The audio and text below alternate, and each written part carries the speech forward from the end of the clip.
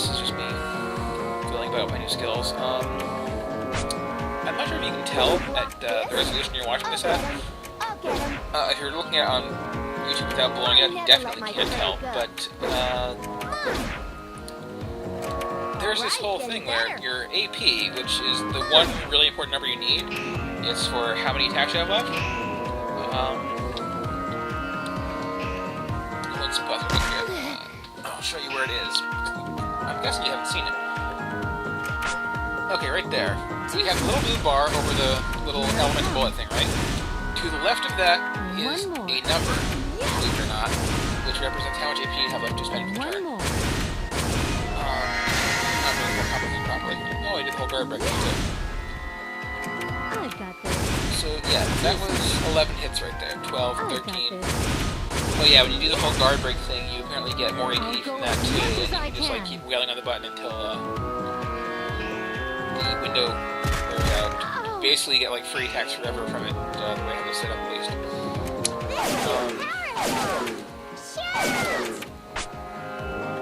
Time for your shot. I think I And now can to do it.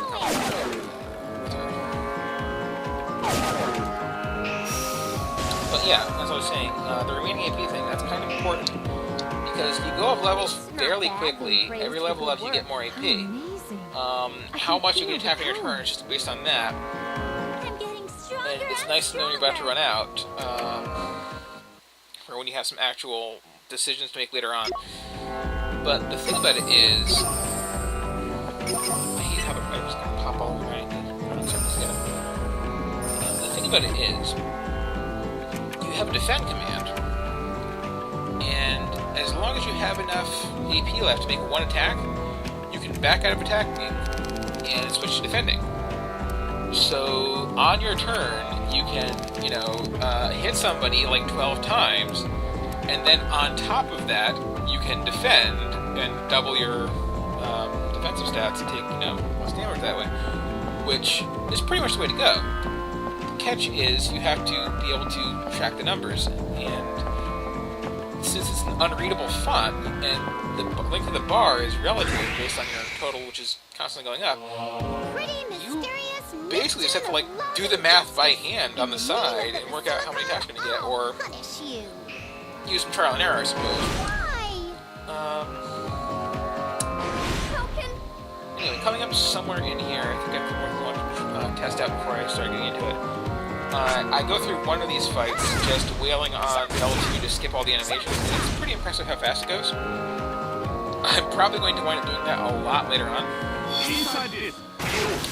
But I'm not doing it here to point something out. While I was researching the mechanics of this game... Oh, here's the animation thing. Again, people feel free to suggest some stuff you want to see down here just for kicks, future updates. There's no reason to use these attacks at all, though. They just totally suck. Completely. They cost too much to use and don't do that much damage. Especially when that one's a long-range attack for a melee character. Look how low it did. And look at much I get from just wailing away on it. Anyway, I lost my train of thought. So, oh yes, the attack animations. Apparently, the Japanese version of this game did not have that little L2 to skip thing going on. You had to watch the full animation of everything, every single time you played, including those minute-long magical girl transformation things, which again, the characters that get them, there is no reason at all not to use them every single fight.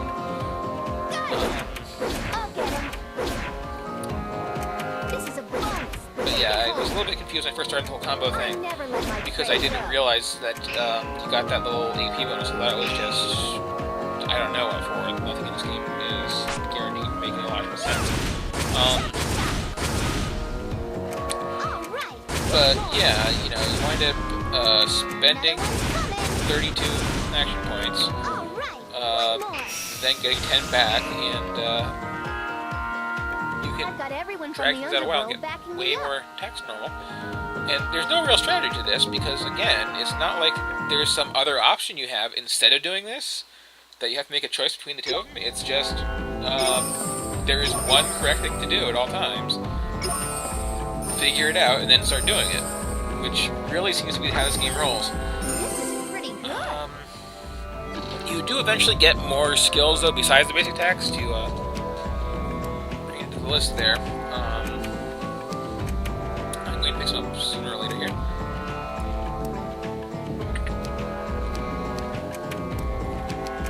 But yeah, again, you get something new. It's either totally worthless or replace what you were doing before. There's no middle ground.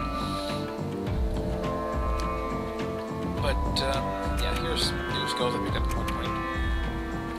I haven't really looked over these and assessed their usefulness and done the math yet, for the most part.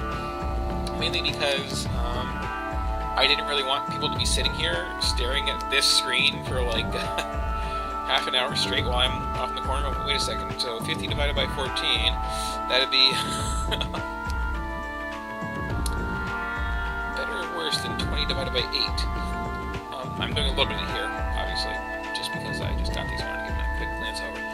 But, yeah, since this game makes such a huge distinction between optional grinding dungeons and stuff that advances the plot, what I'm planning to do from here out is just play a lot off camera, doing the necessary grinding and leveling up, and exploring plotless optional dungeons, so that you don't have to watch the really boring stuff.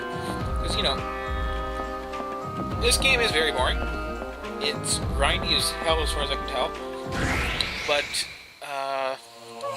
at least based on the shop list.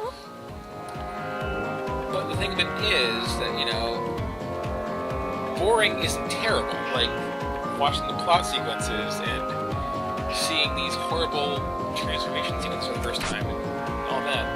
So, you know, I'll spare you the tedium and just save you the horror.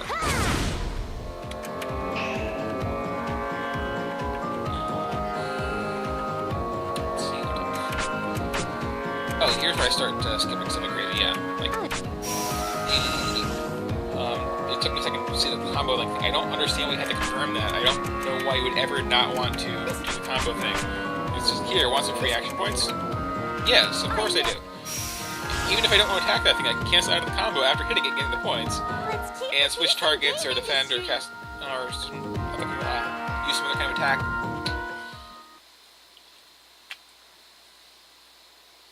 It's not a well-designed game, is what I'm trying to get across here. Here's the other giant explosion healing items. I love, too, that you always get, like, 8 of them after every fight. Because it takes 5 of them to use the basic, cheapest heal. Why not 1? I wouldn't mind picking up 1 potion, but, you know, the whole massive pile-up, that's kind of annoying. And this is apparently just a dead end. I think I came in here to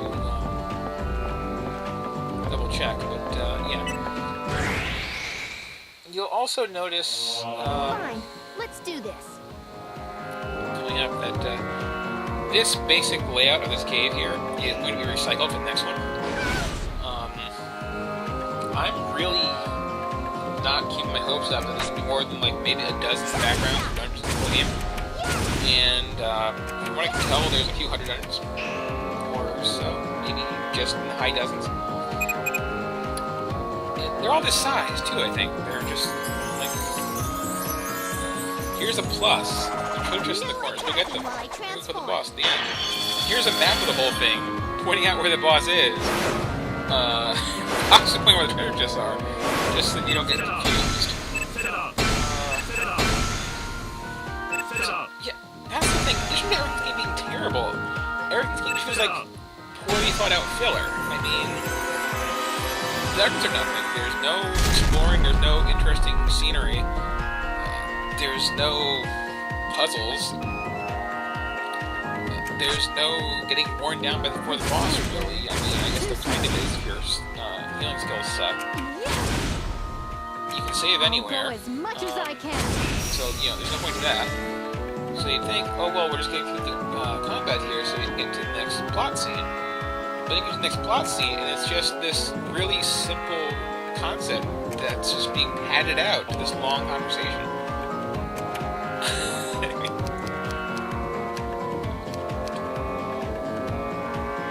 really don't get it. And here's another thing. This pause menu here, where you customize your skills, you can mix up during a battle. So, you know how I thought there might be some interesting bit of strategy as far as getting your healing skills all like set up the right way to make sure they get used in proper contingency? Yeah, no, that's not a thing. You can just set up the basic healing one, and then if somebody dies or gets poisoned and you need to actually use items to bring them back or have them recover from status, you just pause it mid-battle, go into that screen, move your points around. Okay, yeah, use this antidote thing. Okay, revive this person. Okay. The triggering condition might screw you only because it might only revive them right after they die, but you know, still, it's an opportunity for strategy that is squandered by the fact that the interface isn't designed around it. And I think it's intentional too, because I mean, you don't accidentally, you pause it mid-battle, and you can't hit your equipment in the middle of a fight, so you know, it's not they tend to change your skills on the fly. I'll go as much as I can. I've got this. So, Too slow. again, One more. figuring out that this is how you fight, that takes a while. But, It's not bad being praised for good work. it's not like you're putting any strategic thought into it. It's just they don't explain the game mechanics properly to you. And it's figured out by trial and error. But once you have it figured out, the game just becomes laughably easy. Oh, hey, did I forget one of those potions? Oh, well. Again, look at the feet, look at the distance covered. That's kind of just floating and tapping the ground once in a while. What are we doing here? Oh, I was running back because I wasn't totally sure I got the treasure chest. That's right. Or you'll be sorry. So is the real monster just kind of lazy? It's like, I kind of like the teddy bear slime things.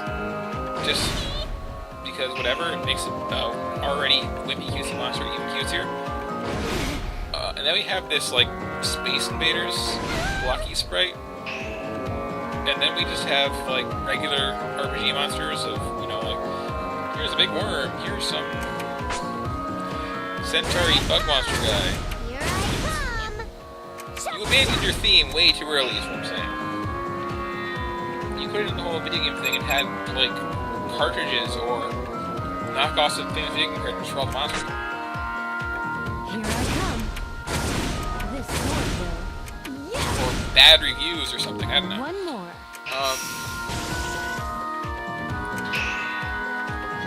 But yeah, that's another thing. Apparently the cat distracted me. Come here. This is a bonus. Take it home. Mine. That's another thing with this, though, is All right, getting better. there is this one hidden mechanic which I'm sure is in play already. Did you think that was it? It has not been explained, and it will not be explained until you get an optional character that you can go, like, have it through the game before getting. And what it is you have this little stat somewhere, which I think is hidden right now, for how much of the market share of the video industry is controlled by each of the 4 consoles. And basically, what it is all the optional dungeons, and maybe the plot ones too, when you go in, they transfer a point to that from one to another. Whichever character has the most gets a stat bonus or perfect penalty, where it's like 100% plus whatever percentage of the market you control or something like that is a multiplier for all their stats while they're in their little magical girl form. The thing about this is, the main way it changes is, again, you go through a dungeon, it takes some away from one person and gives to another one.